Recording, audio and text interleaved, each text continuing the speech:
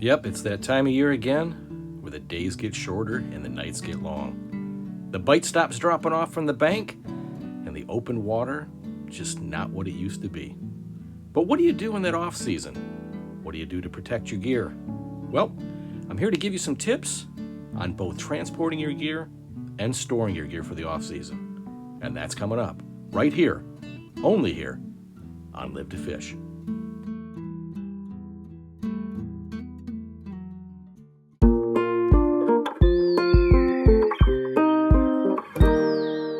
Hey everybody, welcome back to Live to Fish, and today we are going to talk about that time of year. Well, at least up here in the north anyway, when it's time to pack up and give in. That's right, the leaves are changing colors, the leaves are falling off the trees, the grasses in the water are cutting back, water's getting a little chocolate milky, and the bite is dropping off quick from the shoreline. It's that late fall time to shut down, time to store your gear. It's that time up here in the north that we all dread, that time when you gotta pack away your gear for the next season. But for those of you diehards that are out there hitting that water until the point that it freezes over, let me give you some suggestions on how you can better transport your gear. Let's take a quick look at the Rod Mule. What I want to do today is introduce you to a little tool that I use, and this is called the Rod Mule. Now the Rod Mule has a couple of different harness points, one down here by the handles, another security point here that's padded up here at the top of the rods, and also at the tip of the rods you have a sleeve that protects your eyelets. Now I use rod covers while I put the rods in the Rod Mule, and again, it works like a sling like this. Even distribution of weight across that rod. You can sling it on your shoulder, you can sling it across your back, but basically I just carry it out, put it on the boat, put it on the skiff, and you're good to go.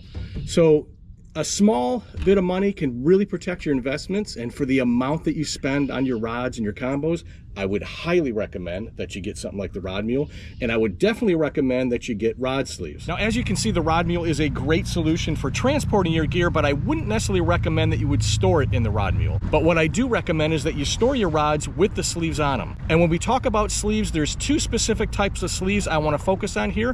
One of which is a budget option, which is a nylon sleeve. The second, which is a little bit more, and it also covers protection when you're transporting in addition to when you're storing, and those are neoprene sleeves. Let's take a look at the pros and cons of both. All right, first let's look at the budget option, and this is the nylon sleeve. This is something you can find in multi-packs on Amazon and a lot of other places. Relatively cheap, not exactly durable, and they come with a lot of cons. One positive note is that your gear, your rod, slides in and out very easily against that nylon. One of the biggest downsides I've found, especially dealing with micro eyelets, is that the micro eyelets over time, they push through that weave in the nylon sleeve. So sometimes they get stuck in there, and when you're trying to remove your rod, they can get bent up and damaged.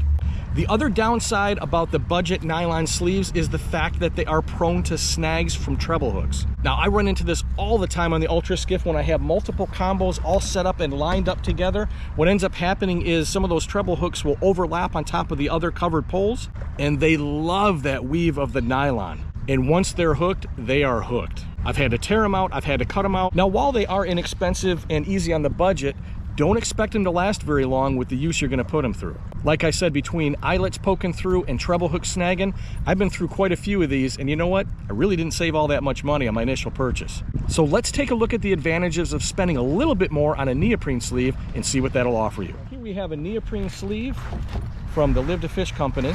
This is in the black color. Now, the Live to Fish company has all kinds of different colors in these neoprene sleeves, from black to gray to red to blue. And I'm gonna leave you a link with an exclusive code to get you 15% off all of your purchases through Live to Fish. Now, besides coming in a variety of colors, these things are super durable and they're padded.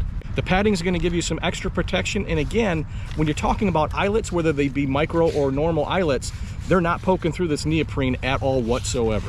And the neoprene's nice and smooth, so these things slide in and out with ease. You'll never have a problem getting your gear out of these. Now, the biggest selling feature for me on these neoprene sleeves is the fact that they deter the snagging from, that's right, the treble hooks. And real quick, since we're talking about treble hooks, I always put these lure protectors over on top of all of my treble hook lures that are set up on a combo. Putting one of these is going to protect your other lures, it's going to protect your other gear, and most importantly, it's going to protect your hands from getting snagged on those treble hooks. All right, now let's take a look and see how much better the neoprene is at fighting those treble hook snags. All right, so let's take a look at treble hooks versus the neoprene. And slide it on there, and it slides right off. Easy peasy. It gets snagged, sure. See, it's on there, but look how easy it is to get off, and it doesn't penetrate. It's almost like Velcro. It sticks, but then it comes right off. Look how easy that release is. Let's try that with the nylon. Pretty much guarantee it's not going to happen the same way. All right, here's the inexpensive nylon sleeve, and let's take a look and see how that handles the treble hook. Just kind of drop it on there, and already it's in there. All right, that's already going to take some pliers to get out, so I'll be right back. All right, we'll do another test, kind of drop it on there and see what happens. Yep, it gets right in those holes, and it don't come out. All right, plier time again. Just looking side-by-side comparison at the two fabrics, you can kind of see what's going on and what's happening. You can see how porous and how many holes there are in the weave in the nylon versus the solidness of that neoprene.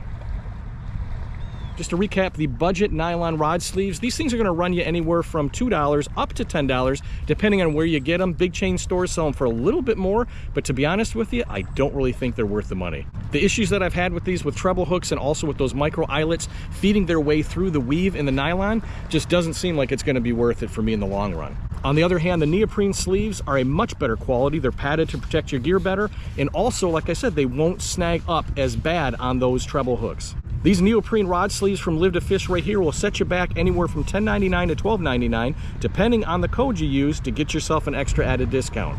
And trust me, that's going to be money well spent on your gear.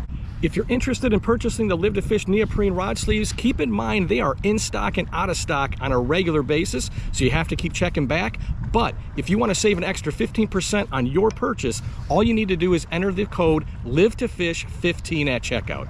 And if they are currently sold out, don't worry, they'll get them back in pretty quick. Again, these are a hot seller because they help protect your equipment and people know it. So in addition to storing my combos with the rod sleeves attached to them, I also make a note of what I need to do to my bait casters to put them away for the season. I'm gonna go over exactly what I do to maintain my bait casting reels right now. All right, so breaking down the combos, the first thing I do is I cut the line right here at the spool. What I do is I like to save the line for the next season. This one's been used up quite a bit, so this is something that I may respool next year. But I cut the line here because everything from here to the lure, I consider that might have abrasions, and I basically just pitch that. I take the lure, the hook, everything, pack it back away, save what I can, and I'm good to go. Another important step in breaking everything down and storing it for the season is to make sure there's no tension in the reel. And what I mean by that is the star drag, make sure that's loosened up all the way, and also your tension knob, make sure that's loosened up all the way as well. Also take your braking system, this one has an internal one, and make sure you turn all your brakes to off. You don't want those tension points all wound up for the off season. Now for these pre-built combos like the Shimano SLX and also for the Mach Smash, what I like to do is I like to keep the reels attached to the rods, but for those that I've custom built, I like to keep the original boxes. And one of the things is after I break it all down and I take the reel and I put it in the box, there's a secret weapon that I use for my lures all year. And this is it right here, a silica gel pack. What you want to do is you want to get some of these in bulk. They sell them on Amazon for quite cheap. Or next time you're at Kohl's or someplace where they sell shoes, just look around at the floor. You'll see them discarded everywhere. Pick them up, save these. They come in very, very handy. I throw them in my tackle box and all of my hard cases to make sure that those hooks stay nice and dry and don't get rusted out. And it definitely helps to throw one of these inside the reel box. And for those reels you're not going to re-spool, you're going to use the line from the previous season, I would highly recommend that you get some line conditioner. Now this is the Kevin Van Dam's line and lure conditioner that I use, and it's something that helps that line from keeping its memory. It also keeps it kind of supple and makes sure that you don't get any dry rot. So I give it a nice healthy dose of this before I store it. And one final tip, do me a favor, hit that like, hit that subscribe, and leave me a comment. Let me know what you do to prepare for the off season and how you store your equipment. And don't forget to stock up because that hard water is coming. So be safe, be well, and as always, live to fish. Take care, everybody.